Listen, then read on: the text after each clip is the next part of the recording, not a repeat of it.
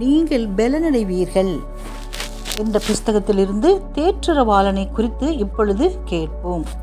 சத்திய ஆவியாகிய அவர் வரும்போது சகல சத்தியத்திற்குள்ளும் உங்களை நடத்துவார்.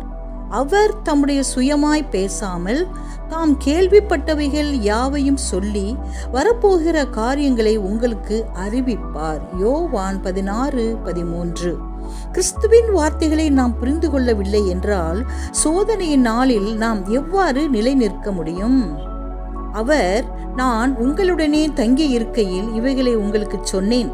என் நாமத்தினாலே பிதா அனுப்ப போகிற பரிசுத்த ஆவியாகிய தேற்றரவாளனே எல்லாவற்றையும் உங்களுக்கு போதித்து நான் உங்களுக்கு சொன்ன எல்லாவற்றையும் உங்களுக்கு நினைப்பூட்டுவார். யோவான் 14:25-26 என்று அவர் கூறினார்.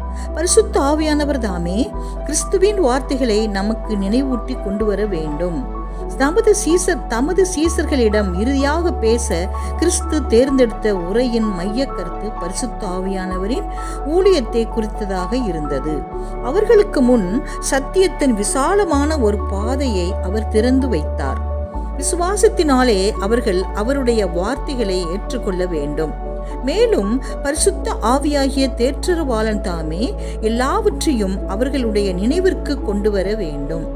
இந்த வாக்குத்தத்தத்தில் கிறிஸ்துவின் மூலம் வழங்கப்பட்ட ஆறுதல் தெய்வீக செல்வாக்கானது தமது பின்னடியார்களுடன் முடிவு பரியந்தம் இருக்க வேண்டும் என்ற உண்மையில் கண்டறியப்பட்டது. ஆனால் இந்த வாக்குத்தத்தம் இன்று மக்களால் ஏற்றுக்கொள்ளப்படவும் நம்பப்படவும் இல்லை. எனவே அது மனதார பாராட்டப்படவில்லை. சபையின் அனுபவத்திலும் அதன் நிறைவேறுதல் காணப்படவில்லை. தேவ ஆவியானவரின் வரத்தை பற்றிய வாக்குத்தத்தம் சபையால் முக்கியமற்றதாக கருதப்படுகிறது. அது மக்கள் மீது ஆழமாக உணர்த்தப்படுவது இல்லை. விளைவு எதிர்பார்க்கக்கூடிய ஆவிக்குரிய வறட்சியும் ஆவிக்குரிய இருளும் ஆவிக்குரிய வீழ்ச்சியும் மரணமுமே.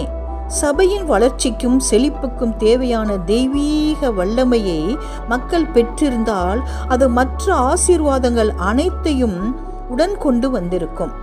தெய்வீக வல்லமை எல்லையற்ற விதத்தில் மிகுதியாக வழங்கப்பட்டிருந்தும் மக்களிடம் ஒரு குறைவுபடுகிறது. ஆனால் முக்கியமில்லாத சில விஷயங்கள் மனதையும் ஆத்துமாவையும் ஆக்கிரமிக்கின்றன. அற்ப காரியங்களில் திருப்தி அடைந்திருக்கும் வரை தேவனுடைய மிகப்பெரிய காரியங்களை பெறுவதற்கு சபைகள் தகுதியற்றவைகளாய் இருக்கின்றன. இருதயத்தை சுத்தமாக வைத்திருப்பதற்கான வழிமுறையாக பரிசுத்த ஆவி இருக்கும்போது நாம் ஏன் பரிசுத்த ஆவியின் வரத்திற்காக பசிதாகம் அடைவதில்லை? தெய்வீக வல்லமை மனித முயற்சியுடன் இணைந்து செயலாற்றும்படி தேவன் விரும்புகிறார்.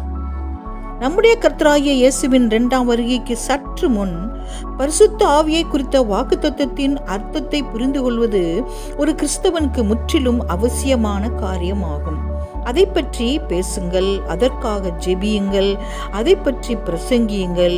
ஏனென்றால் பெற்றோர் தங்கள் பிள்ளைகளுக்கு நல்ல ஈவுகளை கொடுப்பதை காட்டிலும் அதிக வாஞ்சையோடு பரிசுத்த ஆவியானவரை கொடுக்க ஆண்டவர் சித்தமுள்ளவராய் இருக்கிறார்.